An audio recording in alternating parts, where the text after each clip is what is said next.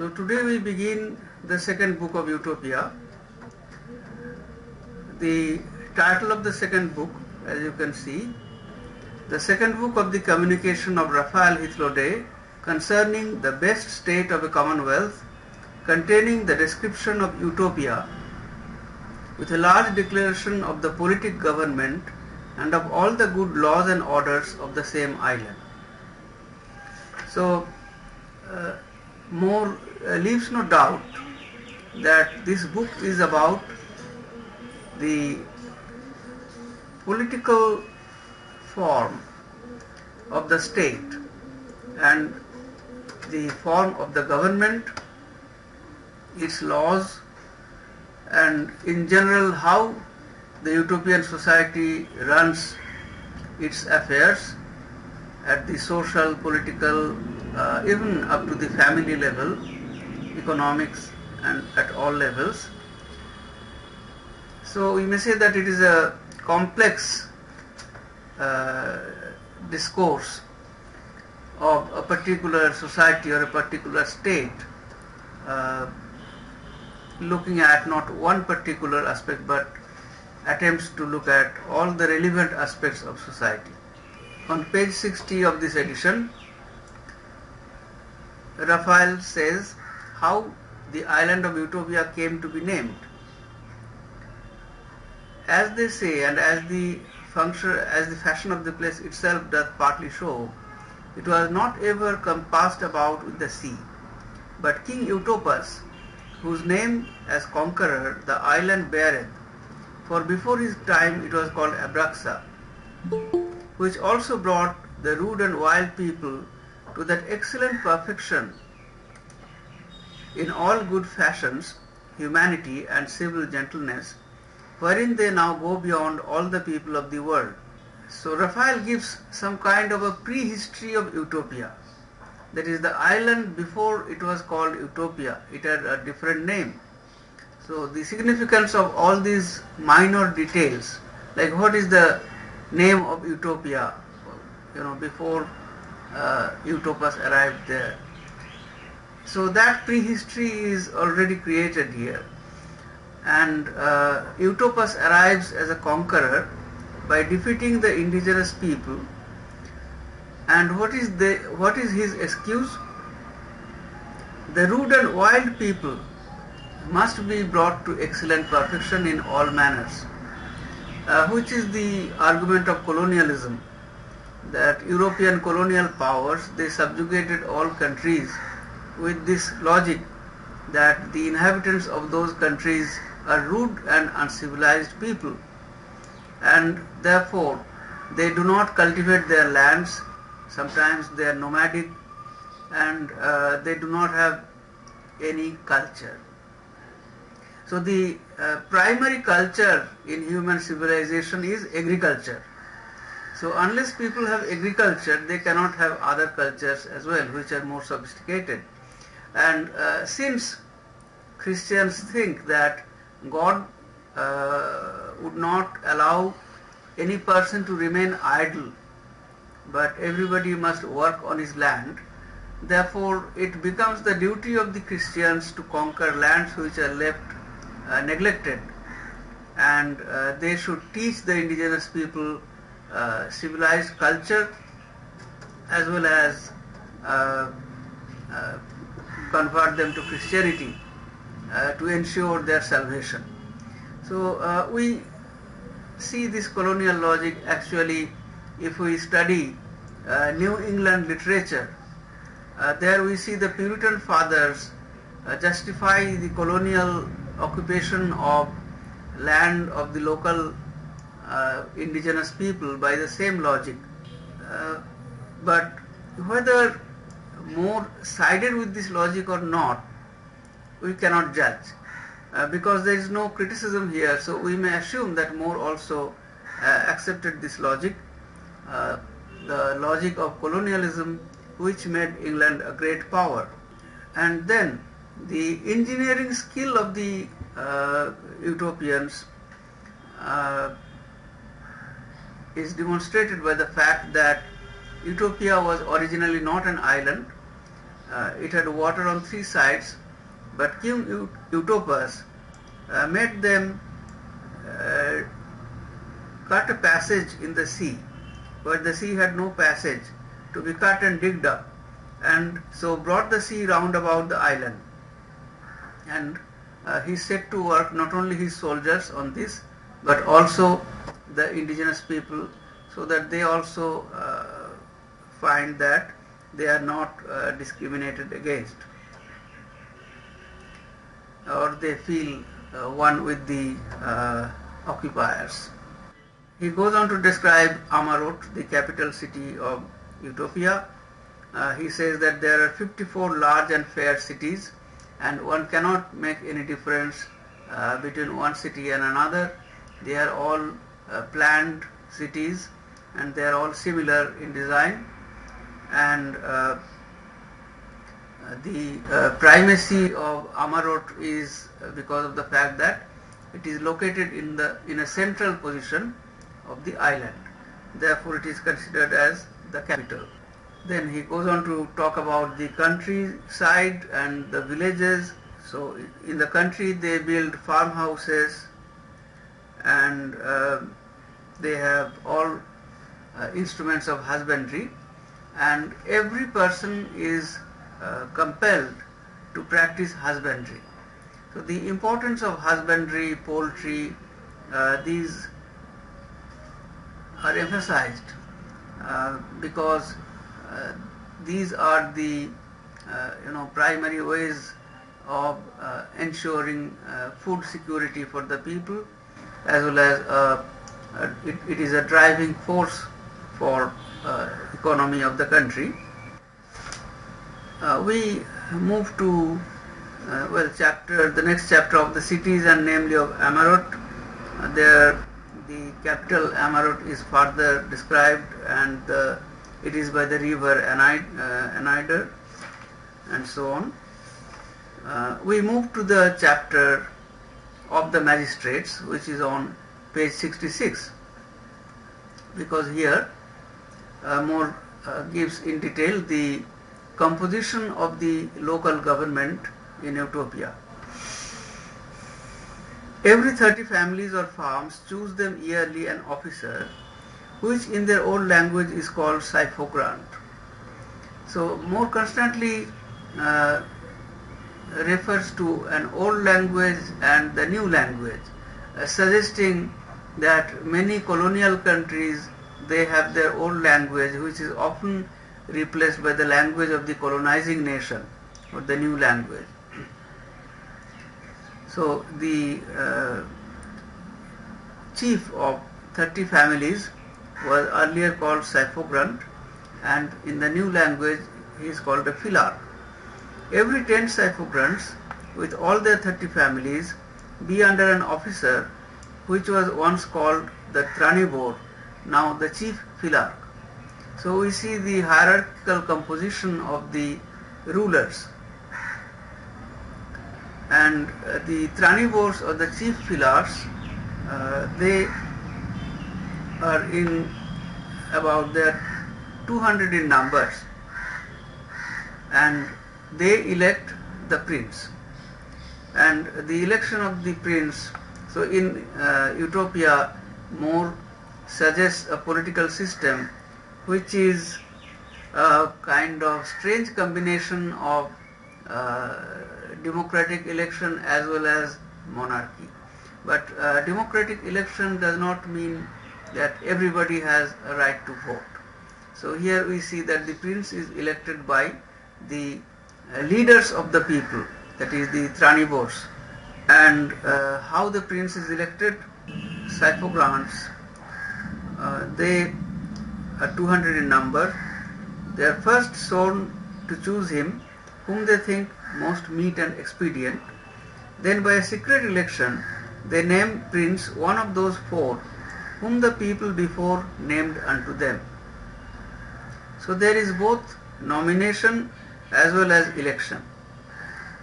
So they choose one as their chief, and then 4 persons are nominated by the people. For out of the 4 quarters, of the city, there be 4 chosen, out of every quarter one, to stand for the election, which be put up to the council. So 4 persons from 4 parts of the city stand for election, and of them one would be elected the prince. The prince's office continueth all his lifetime unless he be deposed or put down for suspicion of tyranny. So up to the election of the prince we see more or less a democratic process, that is by nomination as well as by election, kind of two-way selection and election. But after the prince is elected, then we see that he is made to rule undisputedly his entire lifetime. So here the prince resembles more a monarch than an elected representative. And if you ask why so, if Moro was imagining kind of a democratic setup for the election of a prince, why should he introduce this custom which makes the prince more or less like a monarch or king? Then probably the answer would be that from ancient times monarchy was considered the best form of government. And there is no doubt about it that democracy was never considered the best form of government, because democracy means rule by the people, or the people elect their leader, and unless the people are educated, which was not the case in ancient times and not the case in modern India, so or in South Asian countries, so unless all people are educated, democracy does not signify anything. It would not lead to the selection or election of a good ruler. And therefore More finds it necessary to combine the virtues of democracy as well as the virtue of monarchy. But he also introduces the modern notion that a monarch should also be recalled, or the ruler may be recalled, which is still not there in many countries today. Even in our country, we do not have a law to recall an elected representative, though the representative has a limited time span, but there is no such rule. In Utopia, since there was no limited time span, the ruler could rule forever until his death. That is why More introduces this clause that he can continue in his office till his death unless he be deposed or put down for suspicion of tyranny. So tyranny was considered the most evil form of government when the ruler becomes an absolute monarch. And we know that this was not very rare in Europe, and particularly in England, where More was writing this book. In England there was an absolute monarch at that time.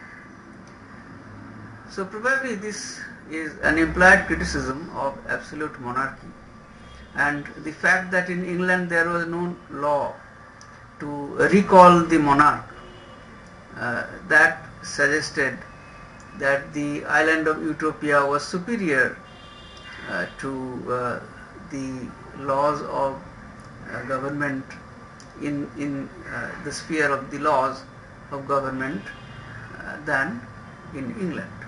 The Thranibors every third day, and sometimes if need be oftener, come into the council house with the prince. Their counsel is concerning the commonwealth.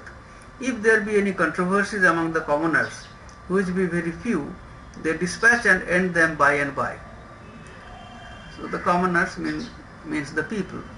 So the elected representatives and the prince, they have a session 3 times a week or sometimes more according to the need, where they discuss the disputes of the citizens. They take ever 2 suffragans to them in council, and every day a new couple. So suffragans, we remember, are below the Tranibors. So 2 of them are taken in the council. In the session, they are admitted. It is like as if in the session of the parliament, 2 MLAs were admitted. And it is provided that nothing touching the Commonwealth shall be confined and ratified unless it have been reasoned of and debated 3 days in the council before it be decreed. So every issue must be discussed and debated for 3 days before it can be decreed as a law, which appears to be an impossible task even today for us. We see many laws being promulgated or just ordinances passed without a proper discussion in the parliament, even today. It is death to have any consultation for the Commonwealth out of the council or the place of the common election. This is a very significant departure from modern practice. Political discussions could not take place outside the parliament or outside the session of the court.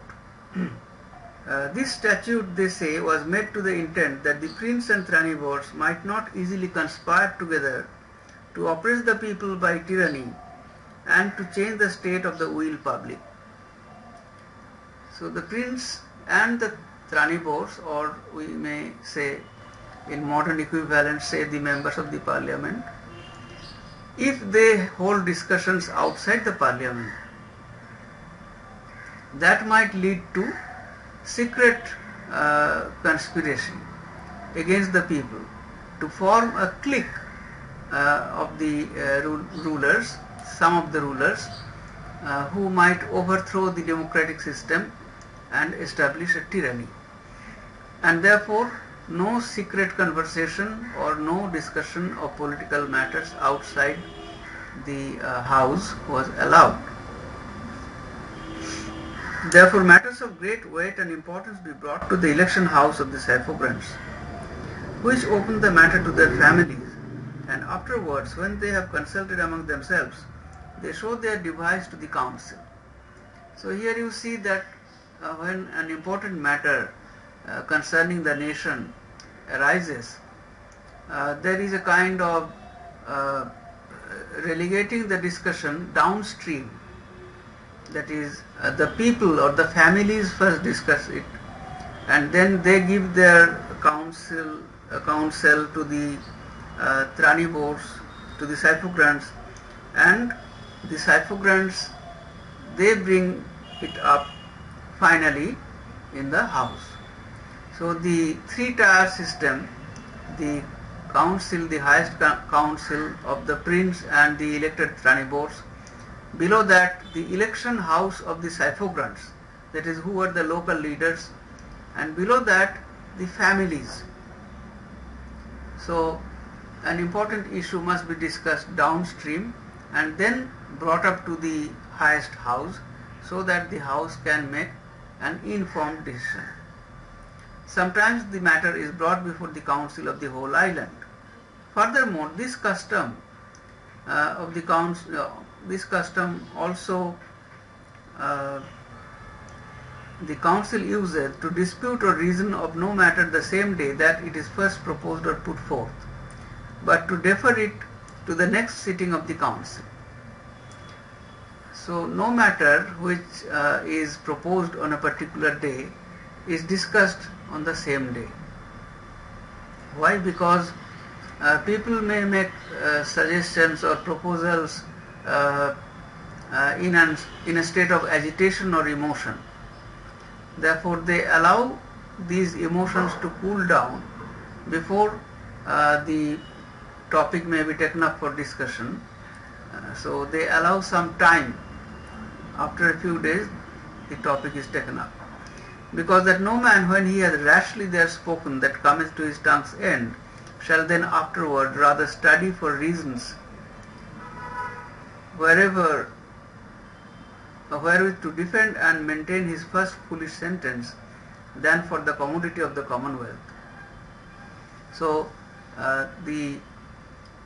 this custom ensures that if anybody speaks something rashly or emotionally, later he does not have the ground or does not have the occasion for continuing with his mistake and defending his mistake.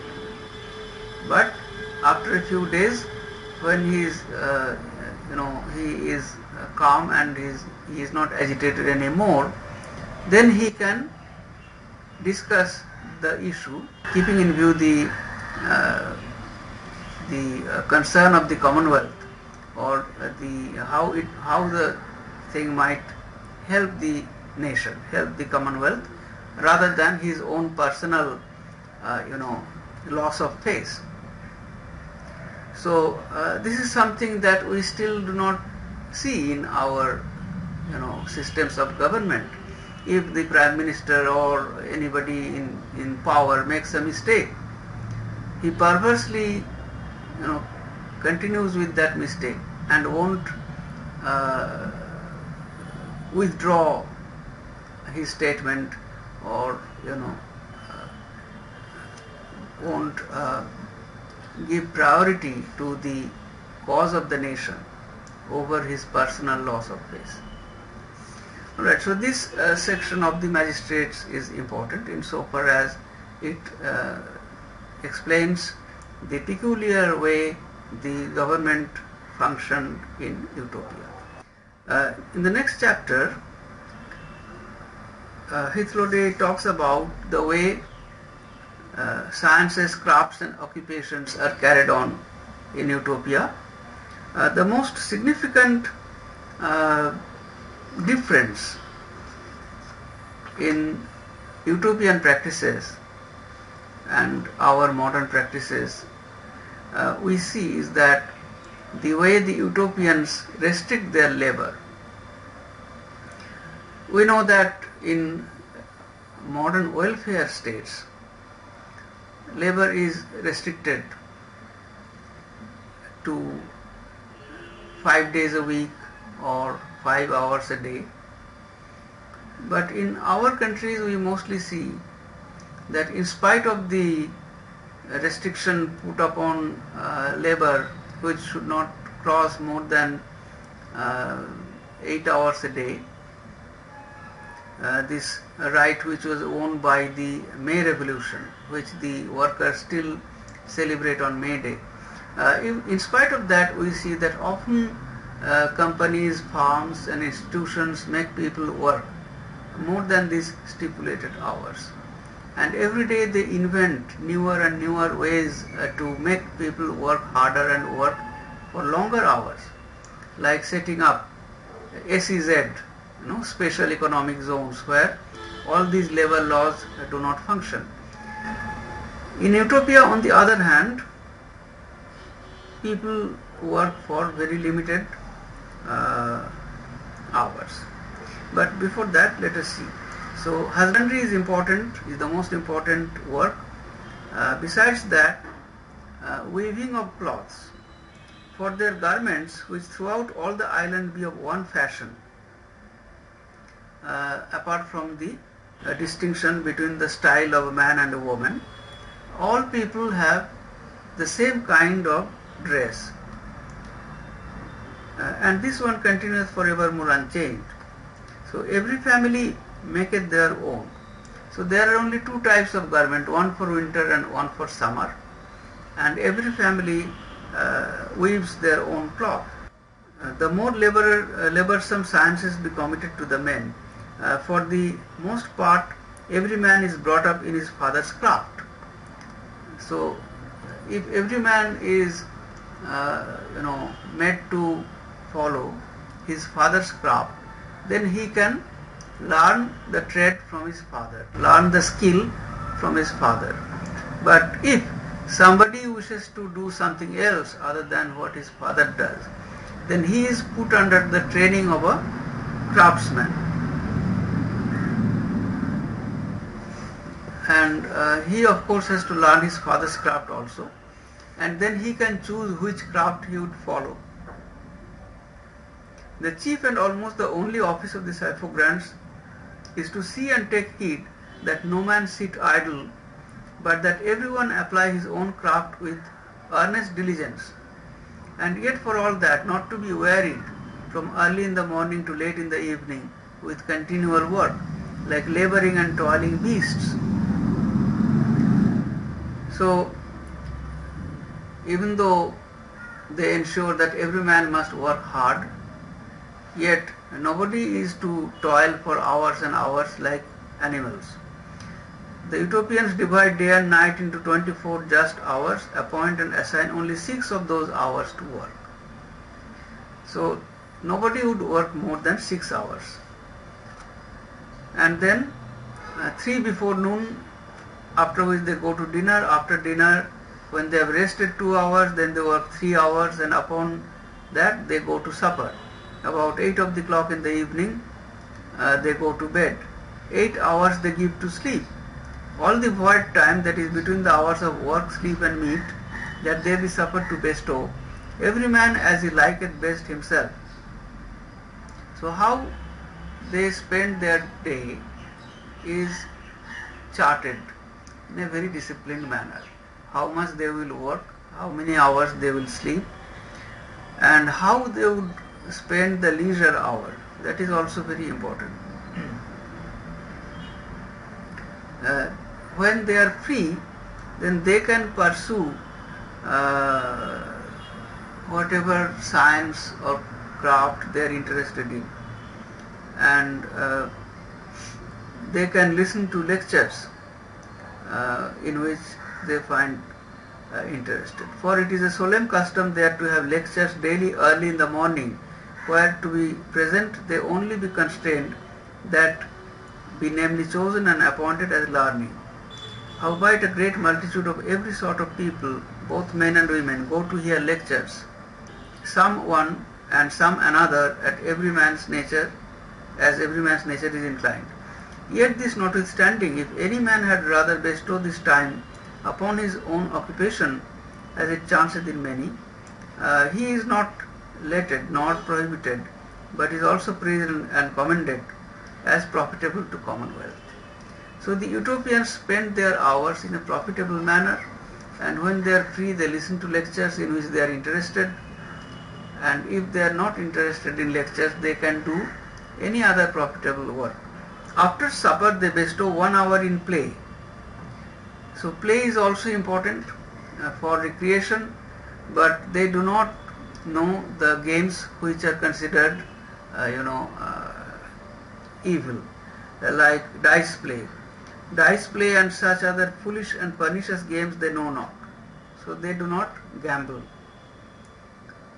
But they use 2 games not much unlike the chess. So even their games are instructive. The one is the battle of numbers, wherein one number stealeth away another. So the battle of numbers, if one plays this, then one would probably understand mathematics better. The other is wherein vices fight with virtues, as it were in battle array or a set field, in the which game is very properly showed both the strife and discord that vices have among themselves. So here, by playing this game, one would have some moral instruction. It is demonstrated that the vices are not united. So the vices, they have discords, or they have conflicts in themselves. And again their unity and concord against virtues. And also what vices be repugnant to what virtues. So that reminds us of Aristotle, who writes about the virtues and vices. And if you remember that Spencer thought that in his 12 books, 12 plus 12, 24 books, of the Fairy Queen, he would discuss 12 private virtues and 12 moral 12 vices. So 12 and 12, 24 books division that Spencer had imagined he would write the Fairy Queen on this structure. Then Raphael explains that how even though the utopians work for only 6 hours, yet there is never any dearth or any problem with the economy. So foreseeing they bestow about 6 hours in work, perchance you may think that lack of some necessary things hereof may ensue. So if the people work so less, then the economy may not thrive. But how the utopians rationalize their working hours, that is explained here. First, in economies where we see people are forced to work for longer hours, among these nations mostly half of the population is not allowed to work. So Moore is not thinking about the 21st century where women also work, but in the 16th century very few women would work, or the concept of women working was actually not there. So Moore says that half of the population, because women constitute almost 50% of the population, they are not allowed to work. For almost all women, which be half of the whole number, or else if the women be somewhere occupied, there most commonly in their stead the men be idle. So when women work, then men do not work. So that does not add to the labor force. Besides this, how great and how idle a company is there of priests and religious men, as they call them. So again we find a criticism of priests and religious people, clergy. They do not work. And then all rich men, especially all landed men, as they call them, which commonly be called gentlemen and noblemen. So in the 16th century, gentlemen or noblemen were not supposed to work. So there would be others tilling their land, tilling their fields, and they would just be the beneficiary of the labor of other people. Besides these, there are others also, like the flock of stout bragging rushbucklers, joined to them also sturdy and valiant beggars, cloaking their idle life under the color of some disease or sickness. So here we find a mention of the sturdy beggars, which I told you in the earlier class, that in England laws were brought against the sturdy beggars and vagabonds, because it was believed that many men, in order to avoid work, would pretend to be sick or diseased and will earn only by begging, seeking alms, or sometimes by frightening people. We have, for example, the example of the Bedlamite beggar in Shakespeare's King Lear. Now, state was perhaps exaggerated the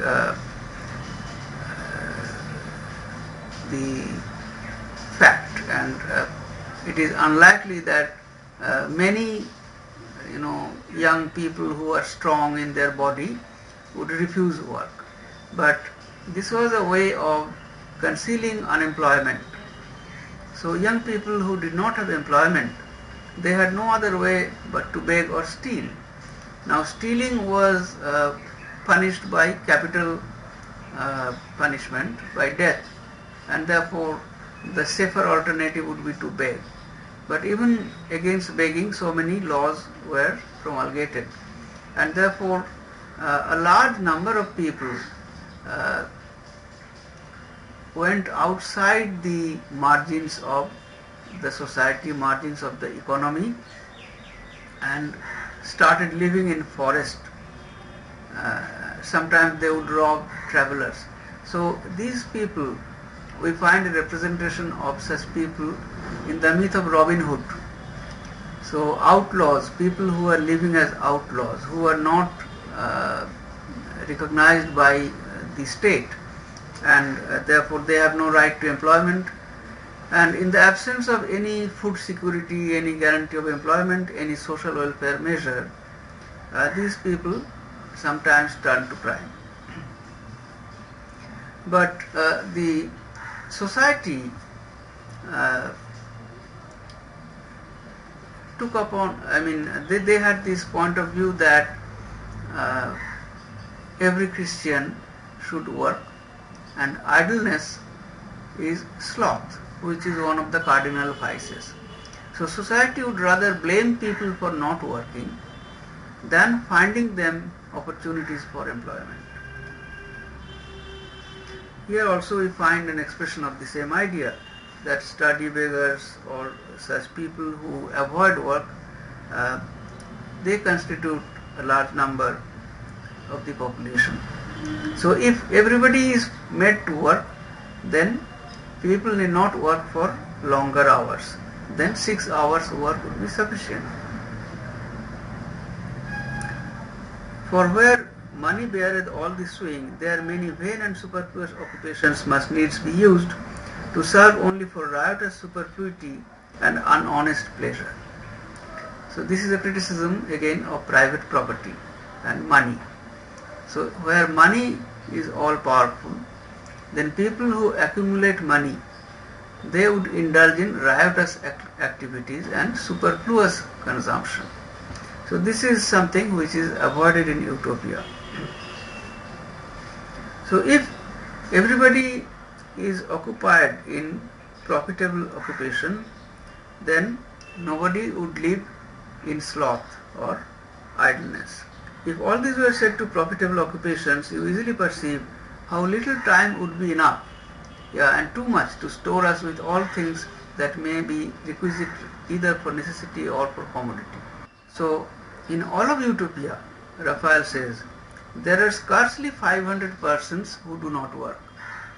Now those who do not do manual labor or do not work, they are sanctioned by the state, or they are given license by the state not to work. And who are these people? Those who are occupied with learning, or teaching and learning. Well, but we need not be elated thinking that if we followed the academic profession, then we would be exempted for work.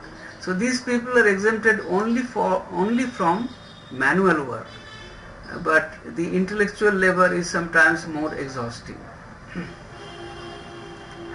So they have a vacation from labor,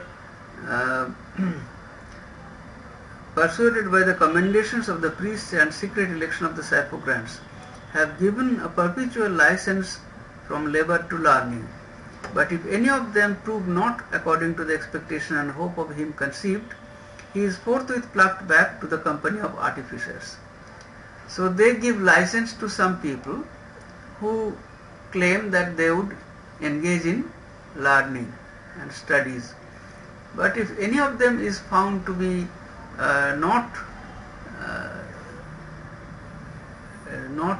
studying or not doing, not pursuing learning, then he would be plucked from there and he would be added to the working force. That is, he would have to do manual labor once again. Out of this order of the learned be chosen ambassadors, priests, tranipos, and finally the prince himself. So you see that the rulers are chosen from the people who pursue learning. So this is here more uses the Platonic notion that the philosophers should be rulers, or the wise men should be rulers, because in utopia we find that men who pursue learning, from them all the rulers are chosen. Now you look at our society, how many people who are our rulers or are our politicians, how many of them pursue learning? And you will see that those who pursue learning are in a tiny minority. In utopia, people seldom need to build new houses because they repair the old houses so well that the houses do not fall down. For many years they remain intact, and therefore the occasion to build new houses does not arise. So building is considered here, a disturbance and an evil.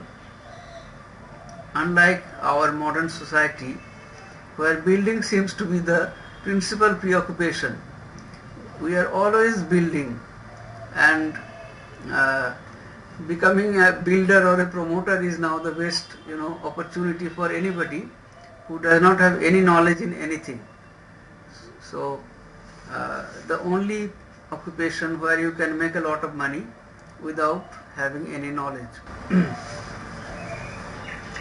Among the utopians, where all things be set in a good order and the commonwealth in a good state, it very seldom chances that they choose a new plot to build a house upon.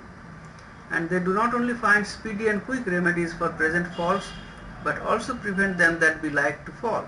And by this means, their houses continue and last very long with little labor and small reparations. So a wise policy about maintenance of the houses which are already built prevents the need to build more houses. So the utopians, they mostly use homely apparel, and when they go forth abroad, they cast upon them a cloak which hideth the other homely apparel. These cloaks throughout the whole island be of one color, and that is the natural color of the wool. So no artificial color, only the natural color. They therefore do not only spend much less woolen cloth than is spent in other countries, but also the same standeth them in much less cost. But linen cloth is made with less labor and is therefore had more in use. But in linen cloth only whiteness, in woolen only cleanliness is regarded. So in utopia there is no demand for fine clothing or linen cloth with very fine threads. So only whiteness is important in linen and only cleanliness for woolen clothes. As for the smallness or fineness of the thread, that is nothing passed for, which means that it is a luxury to have small or fine thread.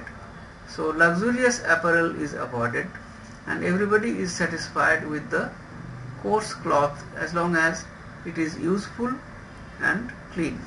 The chapter ends with this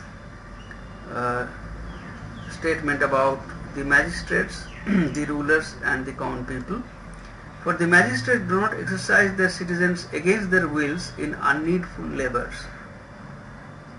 For why in the institution of the will public this end is only and chiefly pretended and minded, that what time may possibly be spared from the necessary occupation and affairs of the commonwealth, all that the citizen should withdraw from the bodily service to the free liberty of the mind and garnishing of the same.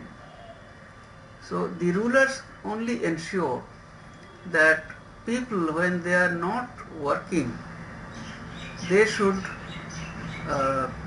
garnish their mind, or they should uplift their mind by occupying themselves with studies or better things, hard things. For herein they suppose the felicity of this life to consist. So why people are given exemptions from manual labor, from work, only when they study. So the chapter ends with this assertion that the chief felicity or chief happiness of people is in uplifting the mind, not in manual labor.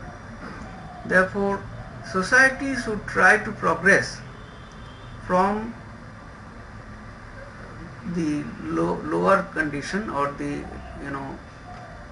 condition of hard work and labor, to a condition where the people can improve their minds and can be spared hard work or labor.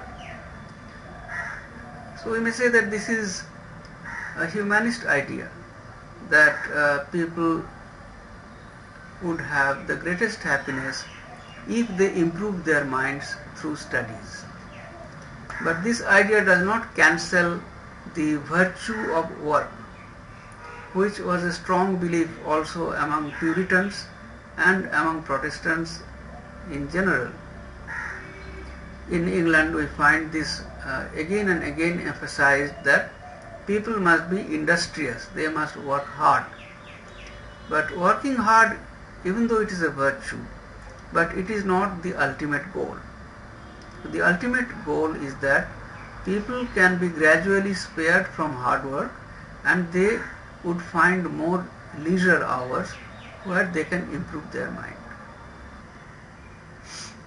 The next chapter of the living and mutual conversation together. So here how the utopians have a family life, what kind of a family they have, and how they live, what are the ways, what are the standards of conduct and behavior in these matters, all that is described here. So the important statements here is about population, how they control the population, the law that the number of citizens in a city, or for that matter in the country, will be kept under control. It is ordained that no family which in every city be 6,000 in the whole, besides them of the country, shall at once have fewer children of the age of 14 years or thereabout than 10 or more than 16. For of children under this age, no number can be prescribed or appointed. So, cities which have more than 6,000 population, they would exert a population control by this law that no family can have more than 10 or 16 children who are of the age of 14 years or so. For us today, it would appear to be still a high number, a family having 10 or more children, but in the 16th century families were very large, since there was no artificial ways of controlling population or any birth control measures. So even in the days of our great grandfathers, we have seen that they would have, in every family they would have 12, 13, 14 children, and many of them would prematurely die because of disease or some other thing, since the medical science was also not very developed. So we can imagine that in the 16th century the number of children in a family would be quite high. So to keep it within 10 or so is itself an achievement. But that is for the children who are about 14 years of age. So their number can be restricted. Why? Because if in a family there are more children than 10 who are of 14 years, then some of these children can be taken away to another family which has a less number of such children. Or if in the entire city it is not possible, then they can be taken to another city also and assigned to families who have less number of children. But it is not possible to state the desirable number of children below 14 years. Why? Because since there was no birth control, therefore very minor children would keep arriving in the family, would keep being born, and very small children cannot be taken away from their families.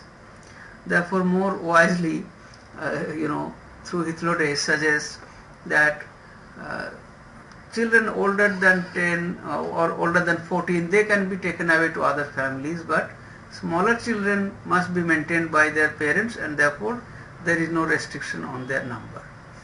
So this is a kind of population control without birth control. So the population would be evenly distributed among families, among cities, and in the entire country by taking away the extra population from one family to another or one city to another. But if be so that the multitude throughout the whole island pass and exceed the number, then they choose out of every city certain citizens and build up a town under their own laws in the next land, where the inhabitants have much waste and unoccupied ground. Again you see the logic of colonialism operating here.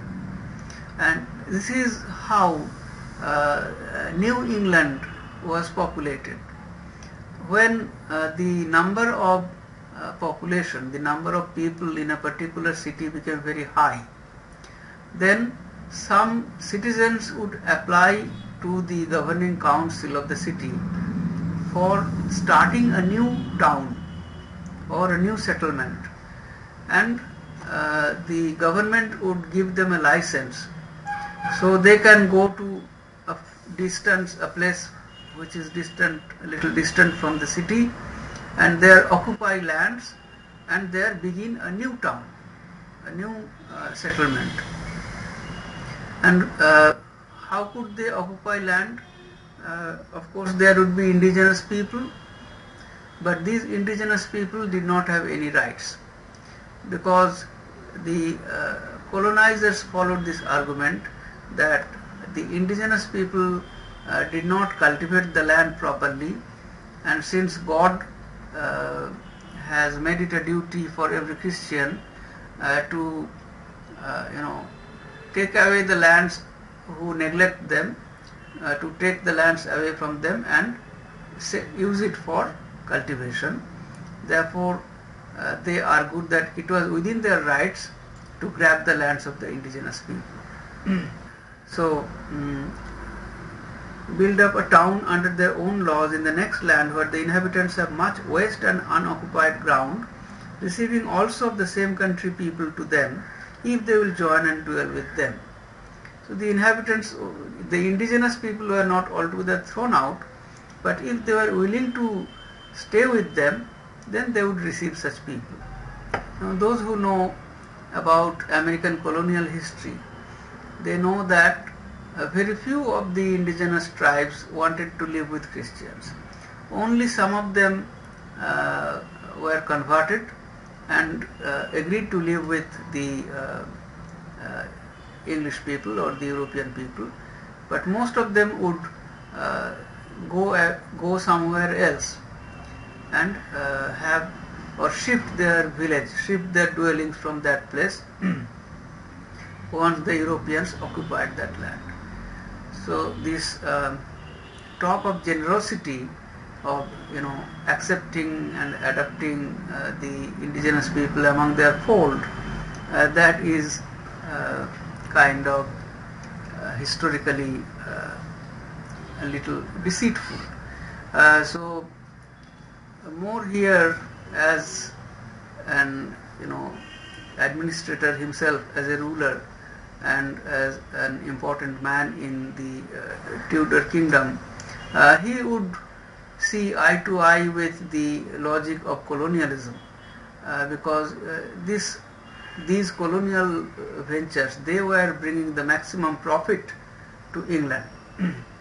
And as you know that those people who did not find employment in England, or those who were guilty of something, who were punished as criminals, they would be given the chance to go to America or to Australia, where they could settle colonies and live freely if they could survive in the hostile situation.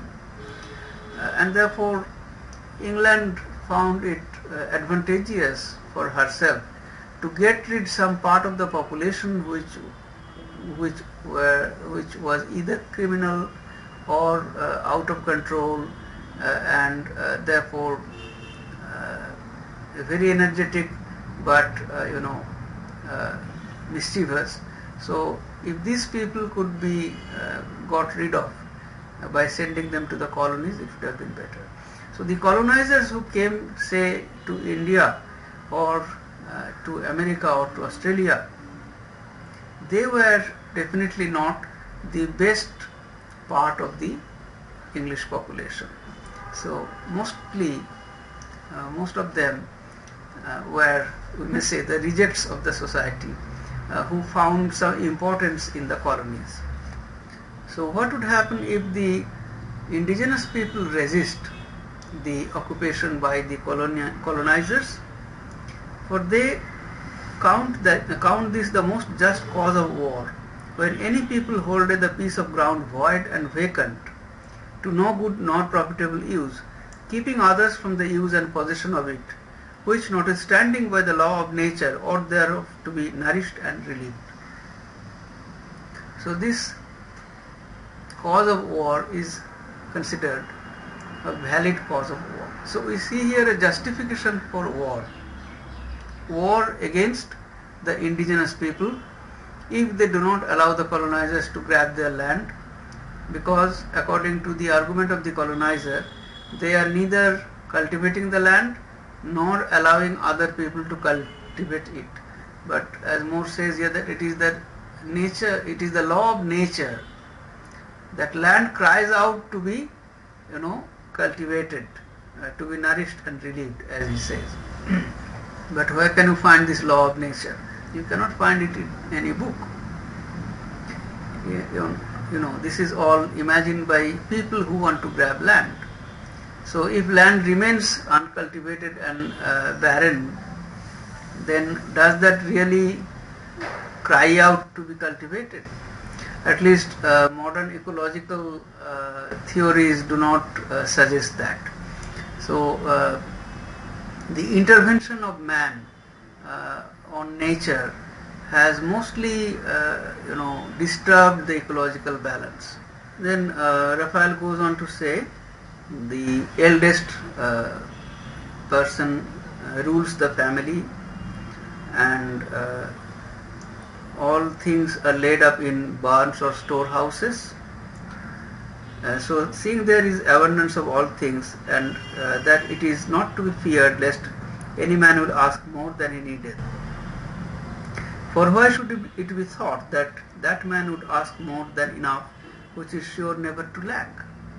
Certainly in all kinds of living creatures, either fear or lack doth cause covetousness and raven, or in man only pride, which counteth it a glorious thing to pass and excel others in the superfluous and vain ostentation of things, the which kind of vice among the utopians can have no place. So since everything is in abundance in utopia, there is no lack of anything, therefore why should people ask for more? Which means that there is no place of greed or covetousness in utopia. But as we know that it is in human nature to be greedy, and people want to possess more and more things even though they do not need all those things. So they want to possess them to distinguish themselves from others. Okay. So there are instances in history where somebody would have a possession of enormous number of shoes or plenty of clothes. The wife of one of the past presidents of the Philippines had too many shoes in her closet. So excessive possession or excessive consumption, that is an indication of pride, as More says here. And like sloth, pride is also not allowed in utopia. So pride is the greatest of the cardinal vices. From thence the beasts be marketplaces. Next to the marketplaces stand meat markets, whither be brought not only all sort of herbs and fruits, but also fish and all four-footed beasts. But first the filthiness and odor thereof is clean washed away in the running river without the city, in places appointed meet for the same purpose. From thence the beasts be brought in killed and clean washed by the hands of their bondmen, for they permit not their free citizens to accustom themselves to the killing of beasts, through the use whereof they think clemency, the gentlest affection of our nature, by little and little to decay and perish. So animals are killed and washed by the river, which is outside the city, and they are brought to the meat market clean and washed, which means the citizens do not have to witness the killing of animals. And more explains that if people every day witness butchering of animals, then the quality of mercy or softness in their nature, that is gradually hardened and gradually it perishes. So that is the custom today followed in the developed countries. You will not see fowls or animals butchered before your eyes. But as we know that in our countries or in South Asian countries, we still see every day animals being butchered. Even though nowadays I think a law has been made that animals cannot be killed, and so the meat sellers somehow manage to kill it in an inside room or so, and do not demonstrate it. But still we are very far from applying this rule perfectly in our country. Then a description of the hospitals. So the health services available in a city is very important for city planning. First and chiefly of all, respect is had to the sick that be cured in the hospitals. For in the circuit of the city, a little without the walls, they have 4 hospitals, so big, so wide, so ample, and so large, that they may seem 4 little towns, which were devised of that bigness partly to the intent of the sick. Be they never so many in number, should not lie too throng or straight, and therefore uneasily and incommodiously. So you can imagine how much it is different from the hospitals in our countries. In Utopia, the 4 hospitals, they are outside the city walls, and they are very big, they are ample, so that patients do not lack space, and even if there is a large number of patients, they can all be accommodated easily, and so there would be less infection, and the hospitals would be better managed. So all this is described in detail here. How the doctors work, how the nurses work. Then community eating.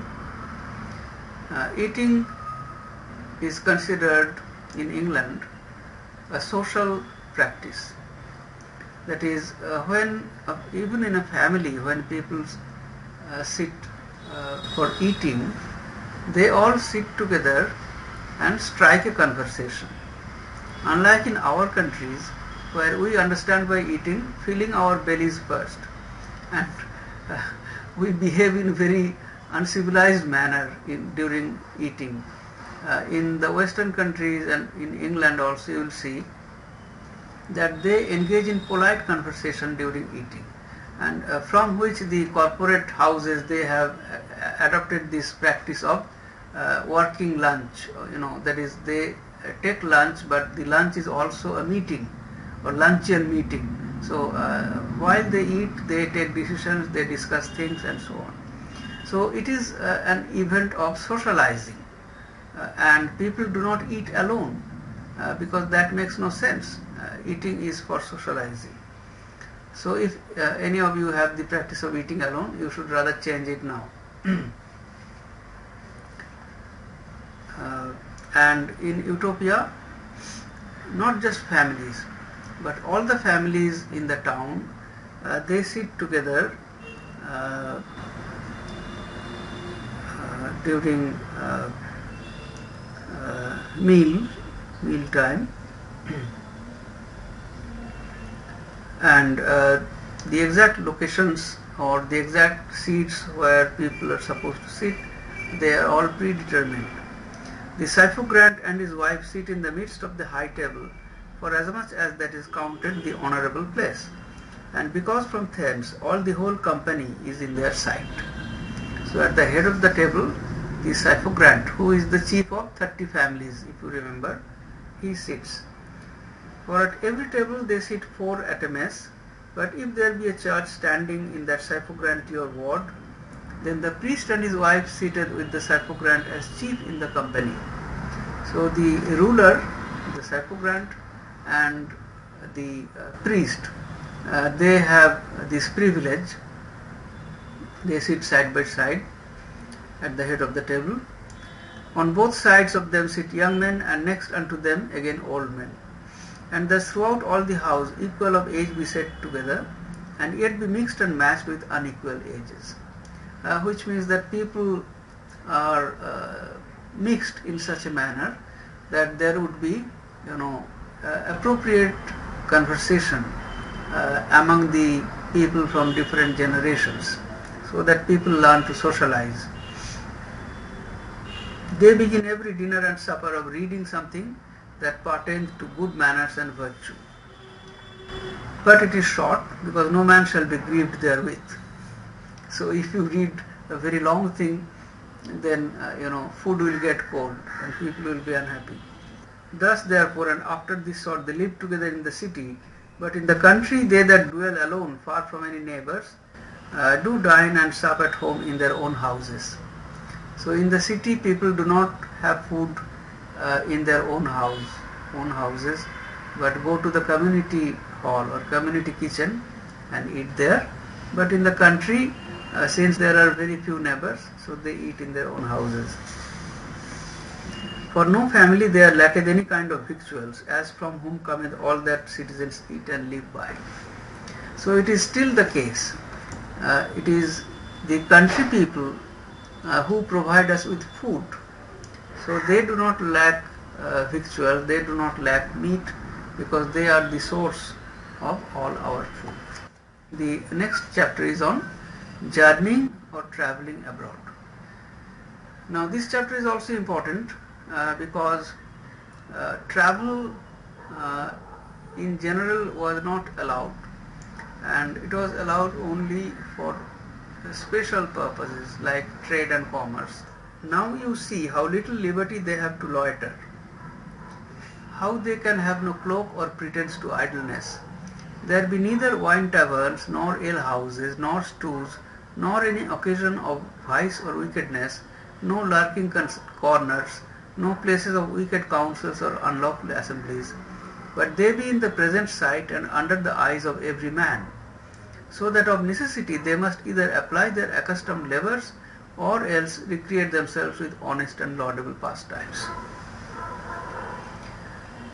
So people are not allowed to loiter.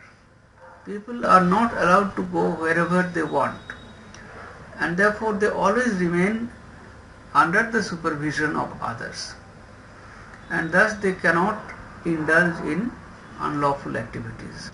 This fashion and trade of life being used among the people, it cannot be chosen, but that they must of necessity have store and plenty of all things. And seeing they be all thereof partners equally, therefore can no man there be poor or needy. So where there is no private property, then everybody is an equal partner to state property, to all the property of the state which belongs to people. Therefore nobody can be poor.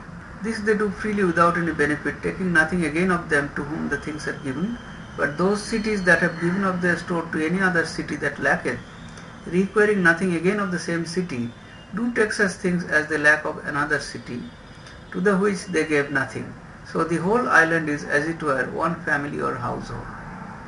So if a city required particular goods which they do not have in their city, they take it from another city, but not necessarily that they will have to return something to that city. So what they have in excess, they give those goods to a different city from which they have taken nothing. Therefore, the whole country is considered as one family, and people need not feel that they are borrowing from anything from anybody which they will have to return. So whoever has something in excess passes it on to those who need it, and in this way nobody lacks anything.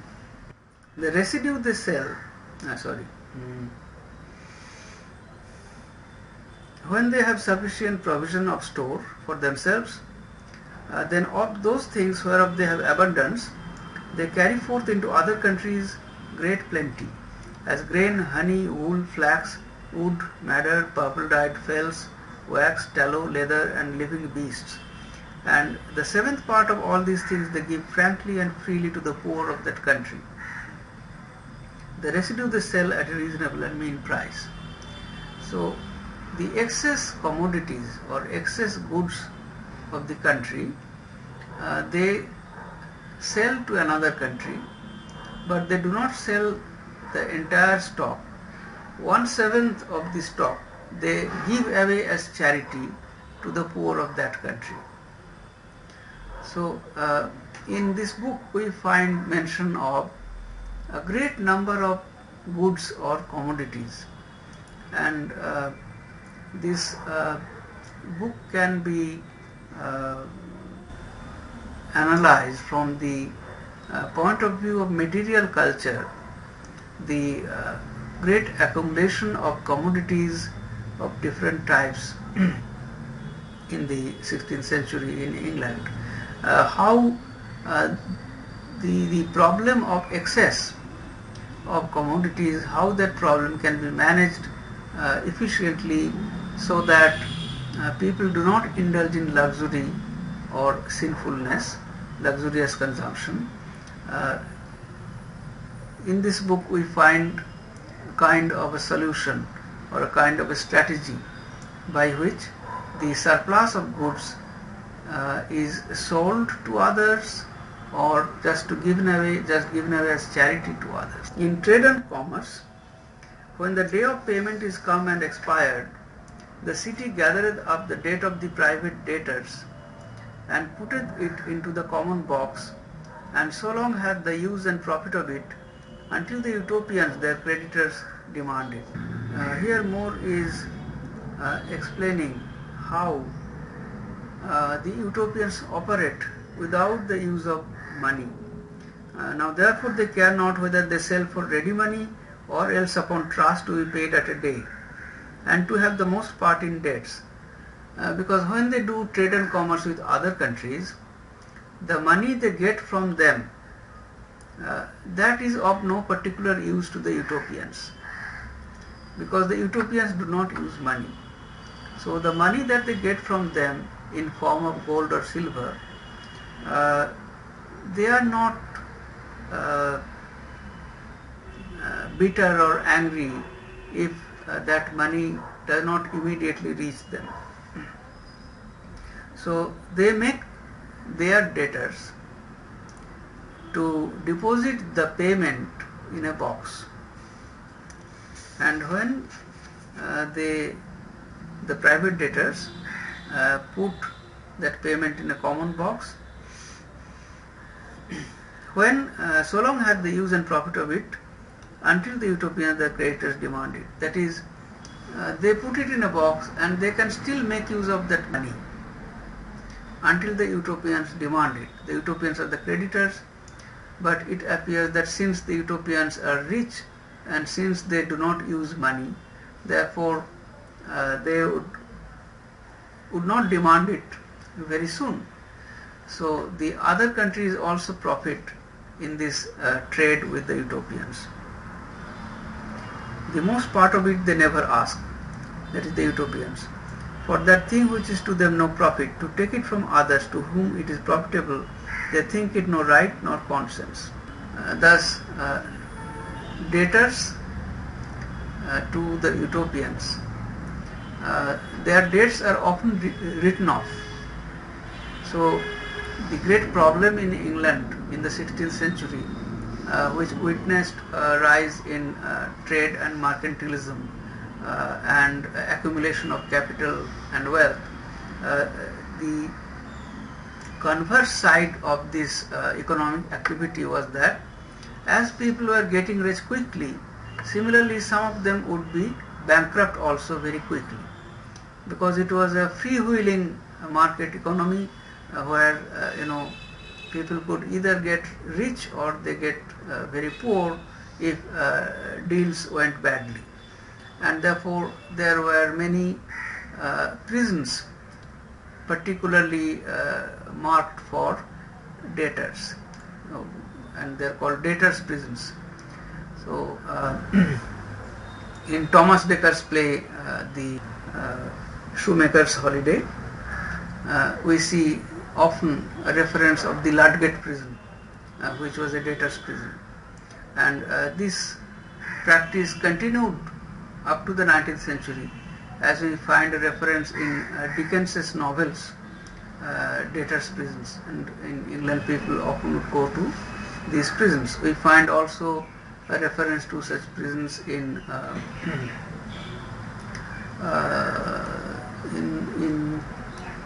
the novel Moll Flanders by Defoe. So in Utopia, therefore, this concern about being a debtor and going to prison because of this owing money to others, this is avoided because the creditors are generous. The utopians as creditors are very generous, and they often write off the debts of others.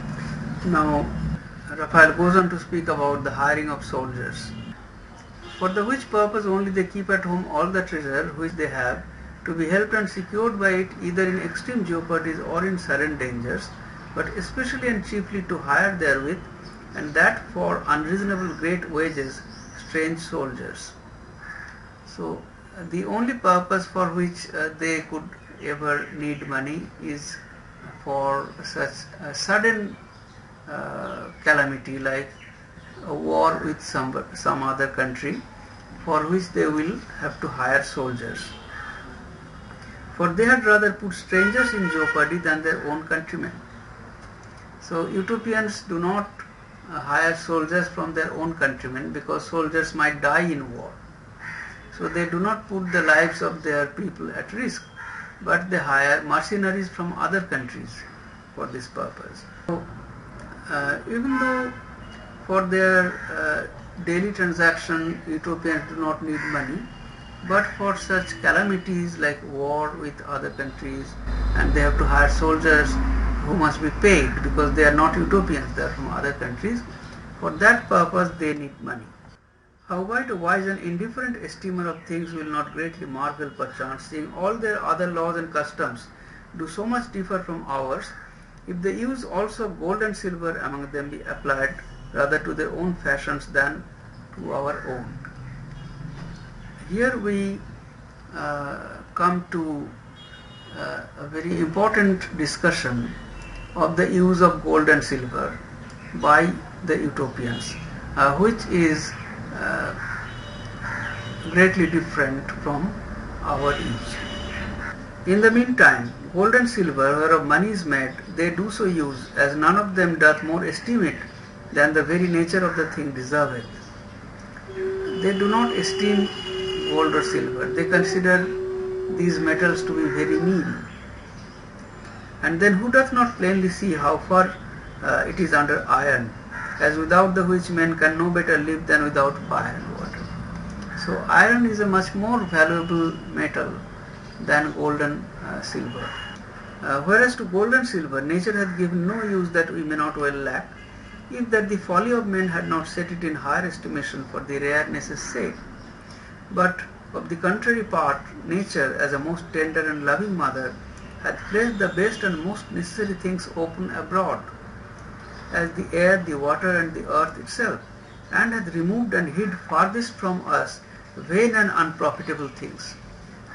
So, gold and silver are unprofitable and vain things. They are not actually useful metals. Iron is much more useful. So, More says that nature, like a mother, has made all the useful things openly available, like air, earth, water. But expensive or rare metals like gold and silver and gems, they are always hidden in places where we do not easily reach. We find this argument also in Milton's Paradise Lost. If you remember, in book 1, Satan's army, the soldiers, they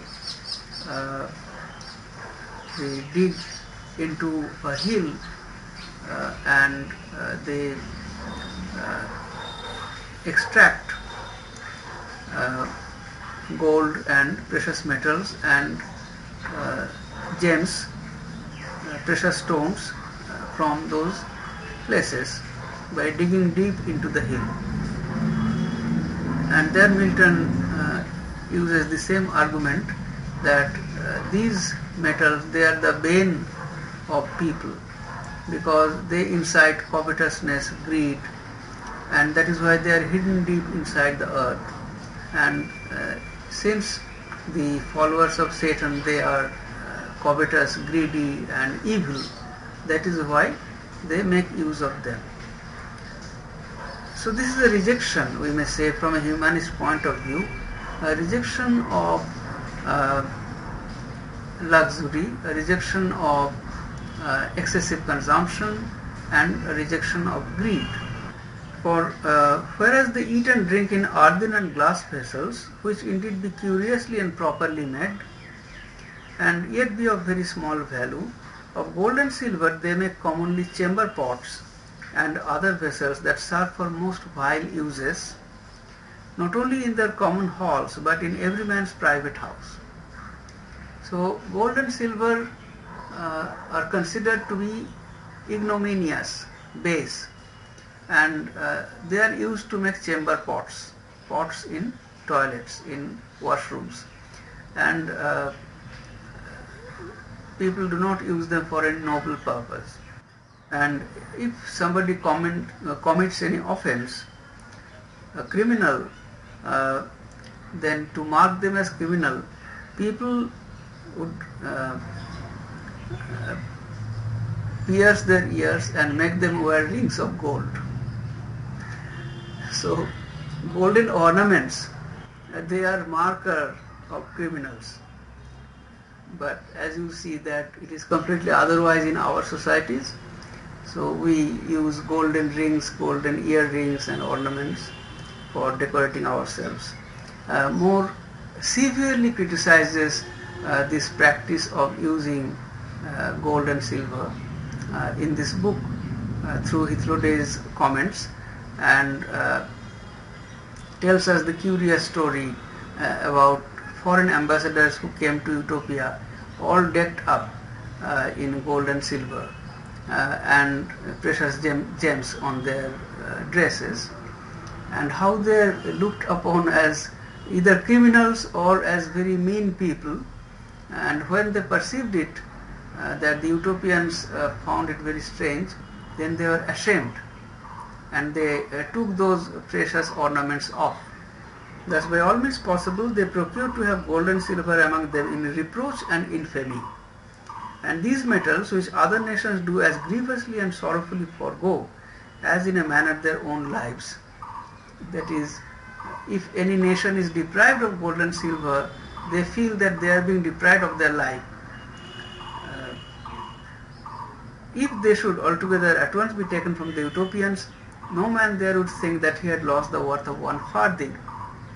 So gold and silver does not have the worth of one farthing among utopians. So Hythloday makes it apparent that the utopians consider gold and silver to be very mean metals, and they consider it ignominious or unmannerly for any gentleman or any person, honorable person, to use them. They gather also pearls by the seaside and diamonds and carbuncles upon certain rocks, and yet they seek not for them, but by chance finding them, they cut and polish them, and therewith they deck their young infants. So precious gems or precious stones, which when they find, they cut and polish them, but not for themselves. They decorate their young infants with them, suggesting that these are things of child's play, diamonds and precious gems. And the infants, they like them at the outset, but when they grow a little more and have discretion, perceiving that none but children do wear such toys and trifles, they lay them away even of their own shamefastness, without any bidding of their parents. So children also, when they grow up, they find it humiliating to use these things, because they want to grow up, they want to be called adults, so they do not want to remain children. So they give up these things. Then comes the story of the ambassadors. The ambassadors of the Anemoleans. Raphael says that they came to Utopia when I was there, and because they came to entreat of great and weighty matters, those 3 citizens apiece out of every city were come thither before them. People from every city went to meet them. But all the ambassadors of the next countries, which had been there before, and knew the fashions and manners of the Utopians, among whom they perceived no honor given to sumptuous apparel, silks to be contemned, gold also to be infamed and reproachful, were wont to come thither in very homely and simple array. So those ambassadors of other countries who knew the fashions of the Utopians, they came in very simple clothes, but the Anemoleans, they did not know about the Utopians, so they came dressed in rich clothes and jewelry. So determining the gorgeousness of their apparel to represent very gods, and with the bright shining and glistering of their gay clothing to dazzle the eyes of the silly poor Utopians, these ambassadors came. So there came in 3 ambassadors with 100 servants, all apparelled in changeable colors, which means precious clothes. The most of them in silks, the ambassadors themselves, for at home in their own country they were noblemen, in cloths of gold, with great chains of gold, with gold hanging at their ears, with gold rings upon their fingers, with brooches and eglets of gold upon their caps, which glistered full of pearls and precious stones. To be short, trimmed and adorned with all those things, which among the Utopians were either the punishment of bondmen, of the reproach of infamed persons, or else trifles for young children to play withal. So the ambassadors were richly clothed in gold and cloth of gold, and their dresses were embossed with jewels and precious stones, which in Utopia only criminals use. Therefore it would have done a man good at his heart to have seen how proudly they displayed their peacock's feathers, how much they made of their painted sheaths, and how lofty they set forth and advanced themselves when they compared their gallant apparel with the poor raiment of the Utopians. So since the Utopians dressed very humbly, so they thought that they were very poor, and they were very proud that they were wearing such rich clothes. For all the people were swarmed forth into the streets, and on the other side it was no less pleasure to consider how much they were deceived and how far they missed of their purpose. So the Utopians realized that that the ambassadors were deceived. They did not know the fashions of the Utopians. For to the eyes of all Utopians, except very few which had been in other countries for some reasonable cause, all that gorgeousness of apparel seemed shameful and reproachful, insomuch that they most reverently saluted the vilest and most abject of them for lords, passing over the ambassadors themselves without any honor, judging them by their wearing of golden chains to be bondmen.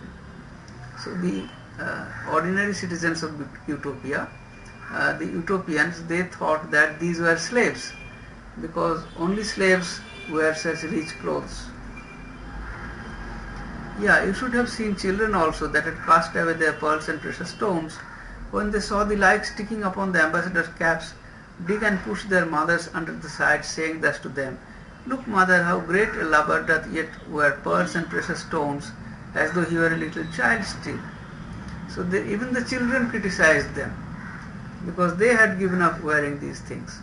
Now the ambassadors soon came to realize their mistake, but when the ambassadors had been there a day or two and saw so great abundance of gold so lightly esteemed, in no less reproach than it was with them in honor, and besides that more gold in the chains and gyves of one fugitive bondman than all the costly ornaments of them three were worth. So what three ambassadors were wearing, more gold could be seen on a slave in Utopia. And then they began to abate the courage, and for very shame laid away all that gorgeous array whereof they were so proud, and especially when they had talked familiarly with the Utopians and had learned all their fashions and opinions. So after living there for 2 days, they realized their mistake, and then they became very ashamed, and they took off all that gold and jewelry. They marvel also that gold, which of the own nature is a thing so unprofitable.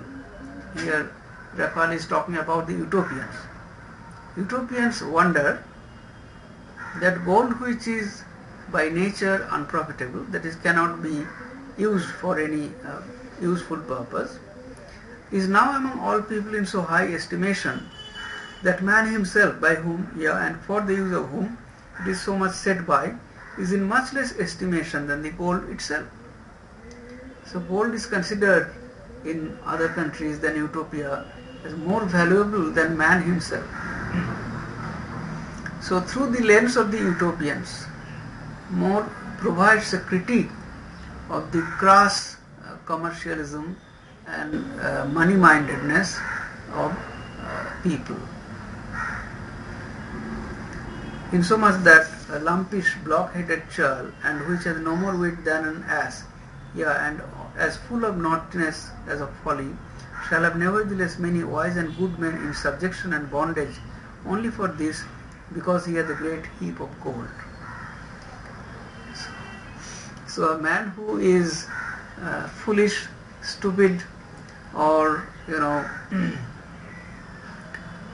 naughty, if he has plenty of gold, if he is rich, then he would have under him, as perhaps workers or employees, a great number of people who are wiser than him, who are more knowledgeable than him. So the values are inverse in most other nations, where wise men, they are not given their proper respect, and foolish men, if they have plenty of money, then they get the upper hand over the people who are much better than them. Alright, so I think we should stop here with this discussion about gold and silver, and since there are a few minutes left, if you have any questions you can ask, or if you want to comment, if you have want to discuss anything. Okay, so let me hear your opinions. What do you think about More's treatment of the subject of gold and silver in Utopia? Do you have any comments to make? Can I see any of your faces? So anybody wants to say anything? Yes, Can sir. we say that the opinion that he gives about gold and silver, can we say that they are ahead of his times? Something we don't follow even now. Writing in the 20, we don't really follow it, or we are unable to create a system. Yeah, that is a good question. You know, the Sir, we can't hear you. okay. Oh yeah, I mean, yes, that is a good question. The what more suggests here about our attitude to precious metals and precious stones. Uh, we know that they are useless, but we find their use in ostentation. That is, when we want to decorate ourselves, when we want to, parade our pride in being rich, then we use gold, silver, uh, precious clothes, and so on. So the utopians' morality or the utopians' values in these matters, whether about their garments or about their, not wearing ornaments, not decorating themselves, we may say that these are practiced by ascetics in our societies. Those who are ascetics, those who have given up worldly, values, and those who are religious or spiritual minded, they sometimes uh, follow these practices. They do not, adorn their bodies with precious stones or gold jewelry. but Yes, sir. but asceticism is, we may say, historically considered as an extreme reaction, and general people are not supposed to follow asceticism. Okay. Why? Because it goes against the very idea of making the most of this world. That is, if you are living in this world, if you want to develop your society, your country, then you must take part in economic activities. Now, the ascetics, they renounce the world, but more in utopia presents a people who on the one hand takes part in economics, on the other hand they renounce uh, they renounce gold and silver and precious ornaments. So uh, these two are contradictory. That is, if somebody is, taking part in economic activities, that means that they would look for prosperity, and gold and silver or precious gems, use of them would indicate a mark of prosperity, because these are very valuable because of their rarity. So even if we accept More's, argument or Raphael's demonstration of the utopians, who do not, you know, parade their vanity, or who do not use these precious things out of pride, if we even if we accept this statement, we cannot inverse the uh, economic order by which gold and silver are considered as the measure of wealth. So as you know that all reserve bank of any country keeps gold in reserve, and paper money is issued as a promissory note that the holder of this paper, this currency, I promise him to give such and such money. The governor of Reserve Bank would often state. So everything is accepted. All transactions can take place on the basis of this idea that somewhere there is gold in reserve and every person has some share in that gold. So gold is the basis of our monetary system. It actually is the basis of a faith in economy. It provides a faith in economy. So if a particular country has gold in reserve, then we know that their economy is strong. But as long as there is exchange value accepted in a society, gold, silver, they would be valuable. Since they are rare in the market economy, they will have value. Therefore, we cannot reverse this order.